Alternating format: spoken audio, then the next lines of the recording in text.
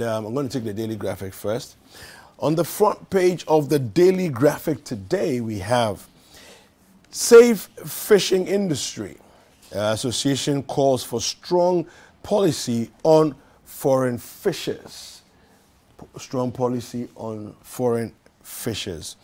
UN pledges $260 million support for SDGs, Agenda 2063.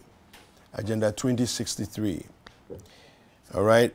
Then there's a supplement on the inside of the Daily Graphic on hospitality and tourism sector. IMF, Ghana confer on economy and government committed to minority rights. This is coming from the Attorney General. All right, let's take a look at the Ghanaian Times. And the front page of the Ghanaian Times, we have these headlines.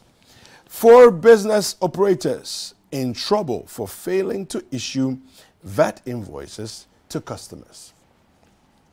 Attorney General advocates equal rights for minority groups at the UN General Assembly meeting. We have VIP inaugurates 22-kilometer Cape Coast inner city roads. All right, and the IMF support will restore macroeconomic stability. This is coming from the IMF. Now I have the Finder newspaper, and on the front page of the Finder, we have these headlines. IMF begins analysis of Ghana's ability to meet debt obligations. We also have RTI. Parliament approves fees for access to information. Of course, we know that Parliament is the only one that can actually approve of fees that is collected by the state. So, Dr. Baumia commissions 22-kilometer Sino-Hydro Cape Coast inner city roads. GRA grabs 4 shops for not issuing VAT receipts. IOCO working to retrieve misappropriated cash in Auditor General's report. And record 118 health projects executed and 82 completed in northern region since 2017, and this is coming from the regional minister. The next paper that I have here is the Chronicle. And on the front page of the Chronicle, tribal politics rocks NDC. Ashanti chair says hate campaign being waged against him because he is Fanti. Okay. We have Malcolm rebranded to provide variety of products and services. Hunter families fight over severed head of Beidu Bonso. Okay. Doa Jaho calls for inclusive review of free SHS. And the scripture for today on the front page of the Chronicle, we have, above all, this is 1 Peter 4:8, above all, love each other deeply, because love covers a multitude of sins. And this advice, I'm sure, is going for the NDC. We have the daily guide here, the New Crusading Guide.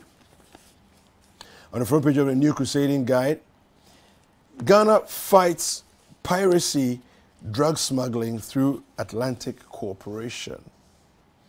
Maslock delivers massive results through CEO's critical reforms. We have IOCO working to retrieve misappropriated cash in Auditor General's report. This is coming from the officer in charge. St. Andrews Group wins more awards. Ghana North MCE equips schools with 500 dual desks. And Steve Hanke descends into Ghanaian realm with a paid agenda. Okay. The Ghanaian Guide, the Daily Ghanaian Guide, on the front page it says, pro-Alan groups welcome Otumfuo back home. Insecurity crisis in Upper West, pushing investors away. This is coming from a security analyst. Northern MPP bigwig throws weight behind Allen, calls him the unifier. Okay, so those are the headlines on the front page of the Daily Ghanaian Guide. And my last paper for today is the BNFT. Bank of Ghana maintains tough stance on inflation fight.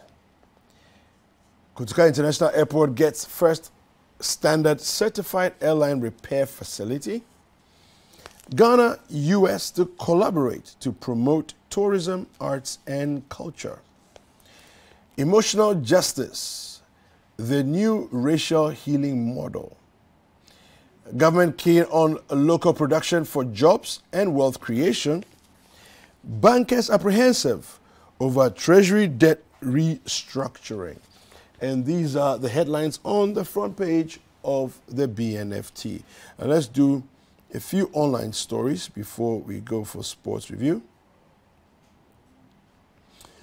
On the front page, well, on citinewsroom.com, these are some of the headlines that we have. Ghana's debt level may make IMF negotiations tough. This is coming from Professor Peter Korte. Nobody suffers if other IDs are used for voter registration. This is Asidu Nketia speaking. MDC justifies decision not to recognize Ghanaian doctors trained in Ukraine. This is coming from the Medical and Dental Council. Ghanaians studying medicine in Ukraine livid over decision not to recognize their certificates. Understandably so. Finance Ministry, BOG begins debt the IMF. And we have this one here, hashtag WAI. 16 errant drivers pay 24,000 Ghana cedis in fines. Now, I just want to read that particular story to you.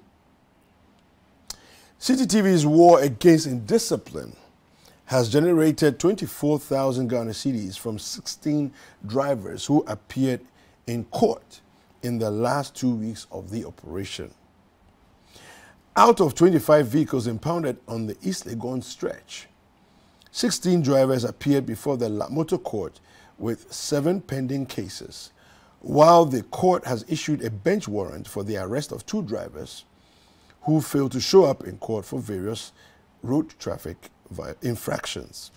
This morning, the War Against Indiscipline team arrested 7 drivers again for engaging in wrong U-turns on the motorway. The drivers called on road authorities to block all unauthorized U-turns and erect road signs on the motorway in order to deter them from the illegalities. That's actually an interesting one. Road signs have never deterred people from illegalities. You know, the knowledge that it's an illegal turn does not deter anybody. It's a choice that we all have to make to say that we will obey the rules that exist. You know, the War Against Indiscipline campaign aims to raise awareness among road users, which will in turn avert the increasing loss of lives to road crashes. And that story there you can get from citinewsroom.com. We have more stories also on citibusinessnews.com for your business updates as well. And with that, let me just quickly read one more. The stories from WA regarding the killings that happened in WA. So many people lost their lives, and it seems that particularly the watchmen, what we refer to as watchmen, security, should I say, non-professional security persons, you know, have lost their lives. And this story here says the Upper West Regional Police Command has arrested a total of 18 persons so far in connection with the killing of 11 persons by unknown men in Wa, the regional capital.